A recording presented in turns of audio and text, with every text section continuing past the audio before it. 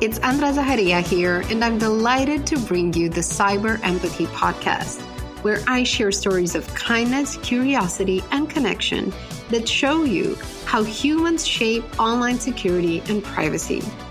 I've been in the cybersecurity industry since 2015, and the one thing that I appreciate most about it are the incredibly diverse, curious, empathetic, and crazy smart people in it. They have taught me a lot about myself, about technology, and about all the ways that we can make a meaningful contribution to the world that we live in. I am beyond thrilled to share with you their stories, their passions, their values, and their principles, and most of all, how they lead through example and how they make their work and their passion projects count every single day. I'm super excited to share them with you, and I hope you'll join me and become my partner in cyber empathy. So see you soon.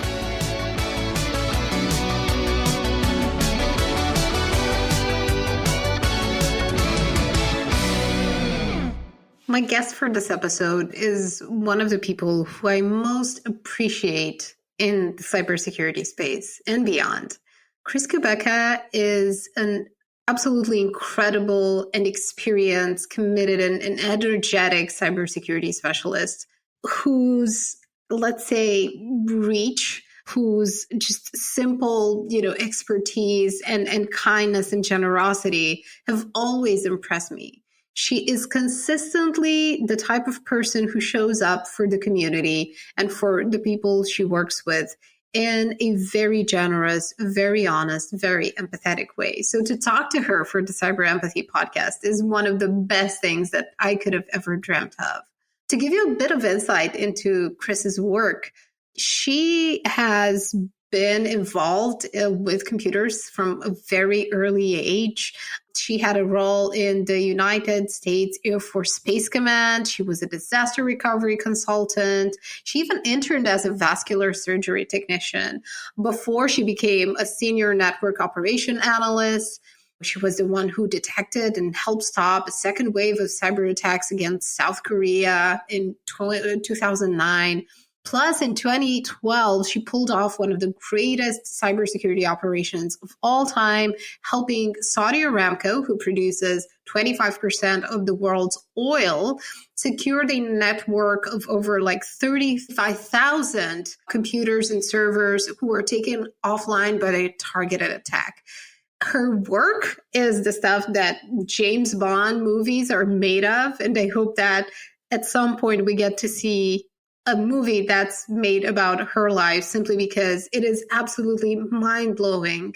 And not just that, so beyond her technical expertise, beyond her incredible talks that she gives at conferences worldwide, she is just a wonderful, wonderful human.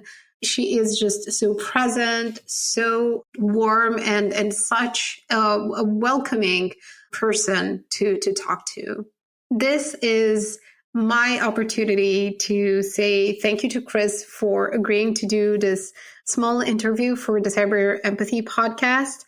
And I hope that you discover along with me how fantastic she is and what an important role people like her play in moving cybersecurity in the right way forward with the right principles and getting people to understand these complex connections in our world that make cybersecurity topics and that make empathy key for us to be able to live in a better, healthier, and hopefully more serene world. So everyone, please meet Chris Kubecka. I am absolutely thrilled to introduce this conversation to you. Thanks for listening.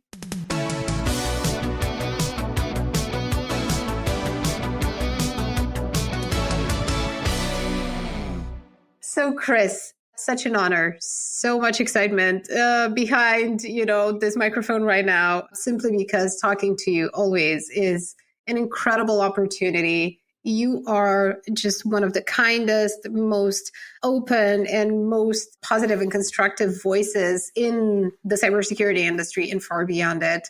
You have done some amazing things with your work. And I don't mean just on the technical side, but so far beyond it. And you've influenced a lot of my work as well. And I know that I don't speak just for myself. So thank you for being here to share your perspective on how we can use and kind of build more empathy into what we're doing here. Everyone, each of us in their own role.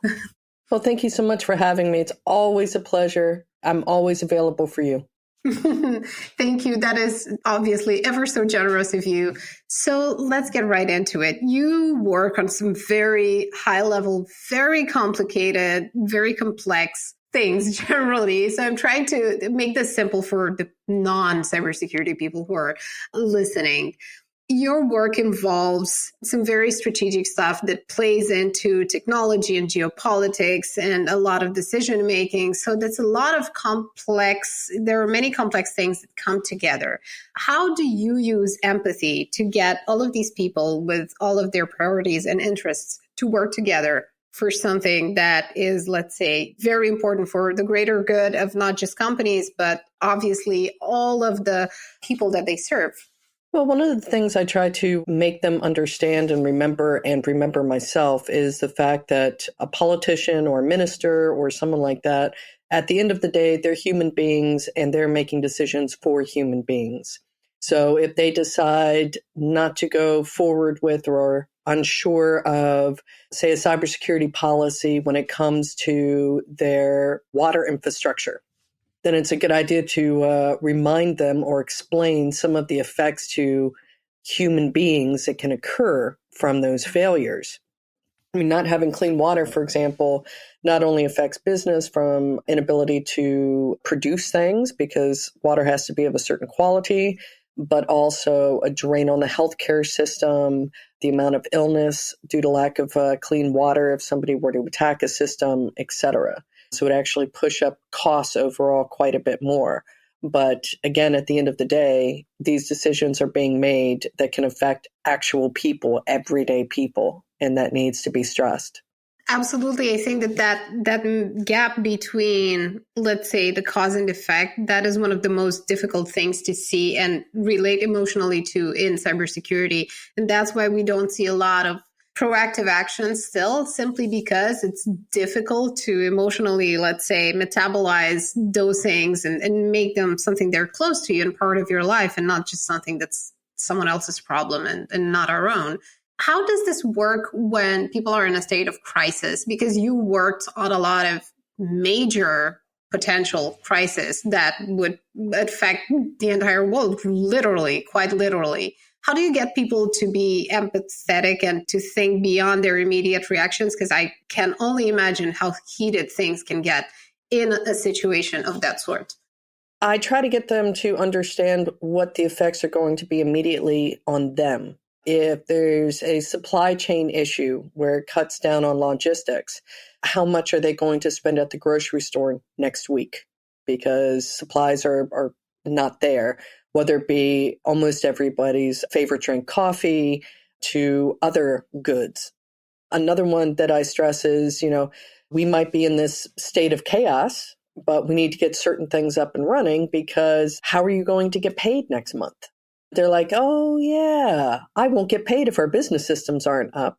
Also explaining it isn't just, your paycheck. It's also going to be, what if the company that they're working for can't do their contractual obligations and then they get sued and the jobs are lost and it could be your job. And it has a knock-on effect from when not just employees don't get paid, but other organizations don't, and they can fall by the wayside. I know in the Middle East, it's very important to think about maintaining people's jobs and incomes. And so I also try to know the culture when I'm speaking to a person about that. In the United States, it would be more litigious. They'd be afraid of all the lawsuits that they would get if they couldn't meet their contractual obligations. So I try to play to that. Fortunately, the Americans love to sue people. But what is the effect on you personally and that human effect? The small company that provides all of the coffee that they deliver or lunches might be a lovely mom and pop type of place. And they're not going to be able to do that and stay in business because your organization might be the only contract that they have. And you love their sandwiches, so you have to make sure that these things are done. So I try to look at it from that point of view, because at the end of the day, many of us like to think that in the digital world, it's just machines and ones and zeros. And how does that apply to the human being? But the internet and computers and decisions and algorithms are made automatically about our everyday lives. And we have to remember that there are human beings who are coding, human beings that are trying to keep us safe, make decisions, and we can all either benefit or fall or do something in between. I think in some ways the pandemic has kind of helped with that, allowing especially people in the IT industry to see how much technology affects our everyday life and how important it is. And how it plays into literally everything that we do at this point, even for people who are not working in technology or aren't, let's say, as dependent, but we all are up to a point. And thank you for highlighting that. I think that this is actually the entire essence of why I'm very passionate about this topic, and why I'm very thankful to be able to have these conversations, to show people outside the cybersecurity industry, even people outside the tech industry, this human value, because humans drive technology forward in a good way or in a less than great way. We're the only ones who can enact change and enforce it and cultivate it in a way that is healthier for us, because at this point, society is shaped by technology, and our future will be inherently influenced so very deeply of what technology does, its capabilities, and how it supports either our good traits as humans or our lesser good ones. Have you found that throughout, the experiences that you've seen go people through, and hopefully these moments of realization and in connection to these far off effects, have you seen that reaction lasts, that it sticks once that, let's say, switch is turned on in their brains? I do, once that switch can be turned on. Good example is when I've heard the argument, oh, those users or general people, they don't know how to keep their own stuff safe. It, causes all this crime. Don't you know you aren't supposed to click that link? Why don't they have antivirus? Blah, blah, blah, blah, blah. I like to remind people that security is expensive both for organizations, big and small, but also for the general public. And the general public and most people within organizations are not cybersecurity experts, and we can't expect them to be. If you want to have a couple of computers in your house, that's already a few thousand. You want a newer type of Wi-Fi router that isn't known to have any vulnerabilities, that's going to cost you. You have to figure out how to update it. You have to make sure that you're updating your own stuff. Then antivirus, that's about $60 a year, plus any other type of security layer. And these things can be very expensive. And we have to understand that not everybody has the money or understands that they would need the money to do these types of things and understands exactly what to do. I don't think security is made easy for a reason. There's too much money in the market, but it should actually really be much easier for everyday people to understand and implement very easy security, at least to a certain extent. So when people see that, oh yeah, it does cost me X amount per year to be able to run all of the things that they suggest people run at home. And in some cases, this is something else that the pandemic has kind of taught us. Not everybody has a system that can do things like remote employment or remote education because they might not be able to afford it. And when they're given these things, they can't always afford all of the additional layers of security that some in the IT industry and cybersecurity industry might be able to afford. And we forget about that. It is so easy to forget also about the cost in terms of time and energy that people have to put in. And when you're taking care of family members, whether they're children or parents or other relatives, if you have health issues, if you have all of that adds up, and carving out that time to read about things, to make sense of things, to educate yourself, to look for answers online. I think that that's a hidden cost that very few people who are in the industry, whether tech or cybersecurity, realize, and it's something that's very real and important to people. And we should totally take that into consideration. It is definitely clear that when you start to think about these things and maybe talk to people outside your normal circle bubble, I think that you can get a stronger sense of the reality of things and what people care about truly. And obviously, ease of use and making these things simple is paramount. Can you share some examples of things that have become easier in the past years in terms of security? Because I think that we need those positive examples to show us that there is progress, not enough and not as fast as we wanted, but there is progress and there are more alternatives than we used to have, let's say, 5 or 6 years ago. Some examples can include if a person can afford an iPhone. Nowadays, Apple has tried to lock down some of the privacy settings so that it makes it easier for your private data not to just go everywhere. No matter how much or how little money you have, we are the product, no matter if it's free or not, in the digital marketing world, which is a bit of a shame because privacy issues can lead to security issues. And I do most of the time appreciate that when I run a Windows system, it's automatically updating. I just don't appreciate it when it does it during something that's open or I don't see the message. So things are starting to get there. There's certain types of security measures that are now being put into internet browsers to warn you. There are search engines that go, hey, this is looks like a phishing site. So don't click on this when you do an internet search. It doesn't get everything, but it tries to. Spam engines, they've been quite helpful and they're getting better and better because things can look very realistic and appeal to you. So things are getting better. It's just, in my opinion, not quite fast enough, but I think that's what happens in the world. The things you want to be positive don't seem to come fast enough and the negative seems to come way too fast. That is true. And I think that there's this strong parallel between health and cybersecurity because they both require for us to be proactive about doing things that are healthy for us in the long run. I think that it's never been more obvious than it is now. That parallel is so clear now. And with all the pandemic has obviously heightened our awareness around our health and how things in our bodies connect to each other, how things in our economy are connected in ways that people never thought of simply because everything worked before. It's just when you get sick, you realize that things you took for granted who were working before no longer do. And it's the same in cybersecurity. When you fall for a phishing scam or your bank locks your account because someone tried to defraud you, you only realize that something's wrong because up to that point, things just ran by default. And I think this heightened awareness is hopefully something that just gets us to pause, at least, to give ourselves that time to think about what we're doing and the choices that we're making, whether they're for ourselves and for others. Because one of the things that I wanted to ask you about, and something that I've noticed, is that people need someone to trust in terms of technology and cybersecurity. When they feel inadequate, when they feel they don't have enough information, when they just feel overwhelmed, they need someone to turn to.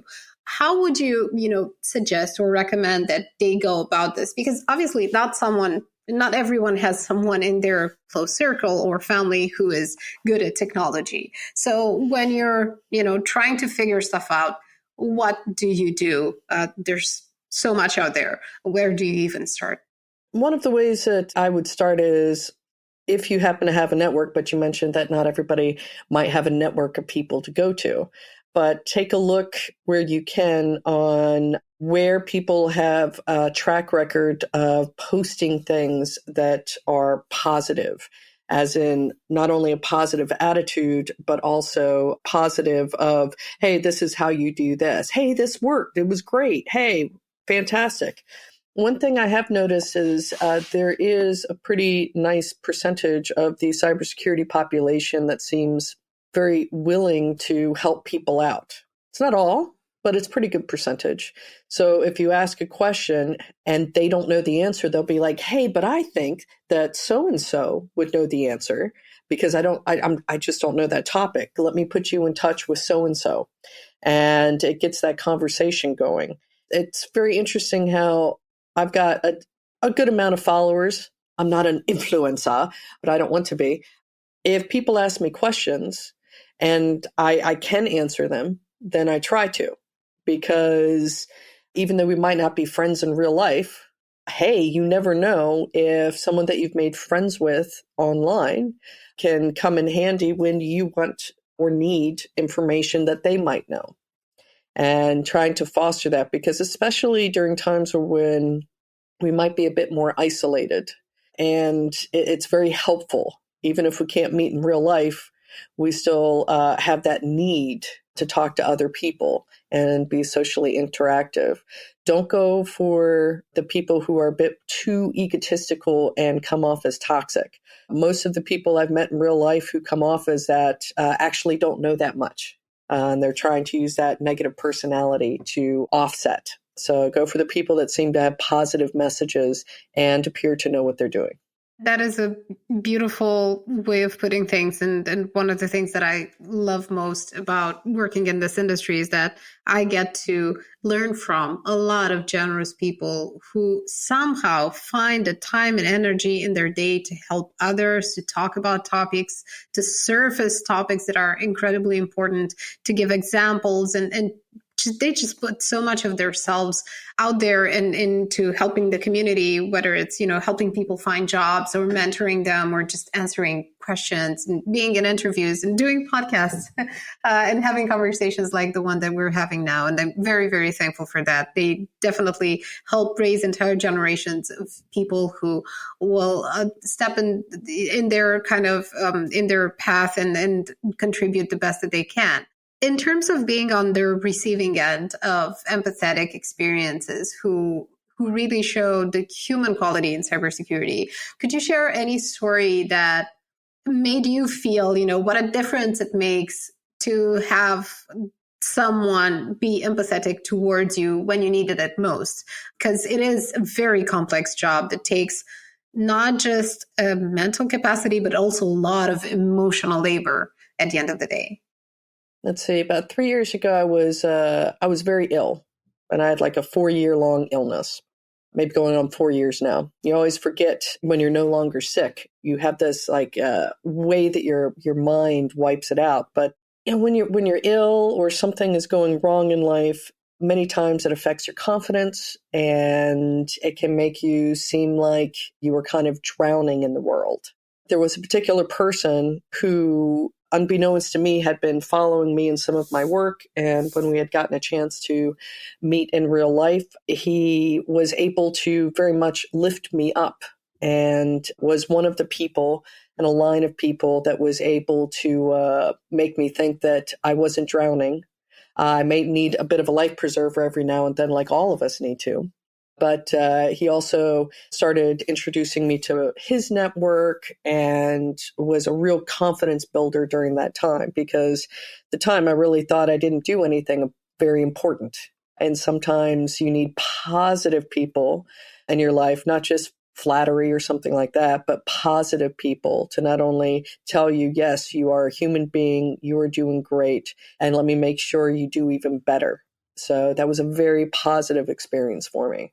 And one that I hope we all get to have when we most need it. It is, to me, what I see a lot in the people such as yourself who do so much and put so much of yourselves into your work and into your contribution to the community is that sometimes it may be draining, sometimes it may be overwhelming, and it may be too much. And we often forget to be empathetic towards ourselves.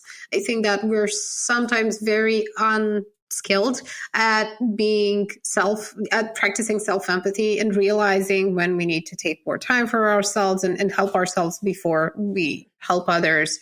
So do you have any sort of, let's say, thoughts or recommendations for people to pay a bit more attention to that specific area of their lives? Well, I hope this doesn't come across vain, but about 1.5 years ago, I decided I was going to try to force myself to relax. Now, I'm not very good at meditation or mindfulness, but I ended up, and I'd like to be, but I ended up getting, this is going to sound weird, facial sheet masks, so that every day for 20 minutes, I have to sit there, and you can't do all that much. So I would then catch up on like just things I wanted to read or look at something funny while trying not to move too much with this thing that looked like human skin on my face. And it kind of forced me for 20 minutes a day to take stock in myself, to think a bit more about me, and to have that time set aside to do things that I wanted that weren't work related, that could make me smile. So of all things, facial sheet mask helped me learn how to relax a bit more. And men can use them too. Yes, and that is an excellent advice. I'm totally going to try that, especially because I find it difficult as well. I need to force myself to sit still. It does not come natural, and I think that for many of us it doesn't. And just setting ourselves up for those, like the least amount that we can put into this, that is an absolutely excellent idea. I will totally try this myself. Thank you for this. We're going to have to take facial mask selfies and post them on Twitter. Start a trend. Yes. I definitely will. I think that I've become comfortable enough with myself to do that and not feel like anything else. Thank you so much, Chris. You are absolutely incredible. Thank you so much for sharing this kind of time and space with us, and for just giving us all of these nuggets that we can go on, kind of all of these, let's say, tiny rabbit holes that lead to good things and good people and good experiences. I'm just very thankful for this. Thank you again. Oh, thank you. Anytime, any place, you are an inspiration for me. I don't want you to forget that. You're wonderful. Oh, thank you so much. That totally, that stopped me in my tracks a little bit. Thank you. It was lovely to discover new ways of practicing empathy and cybersecurity with you today. Explore the podcast for more stories about connection, for more inspiring ideas, and for more people who drive online security and privacy forward. It's a great chance to learn from them how to improve your own practice of empathy, both in keeping yourself safe online, but also far beyond that. You can find all of the episodes on andrazaharia.com, plus a bunch of resources that come with each episode, and lots more articles and guides that could help you along the way. Lovely seeing you here, and be sure to reach out on Twitter or LinkedIn if you have any ideas or want to propose any new guests. See you around.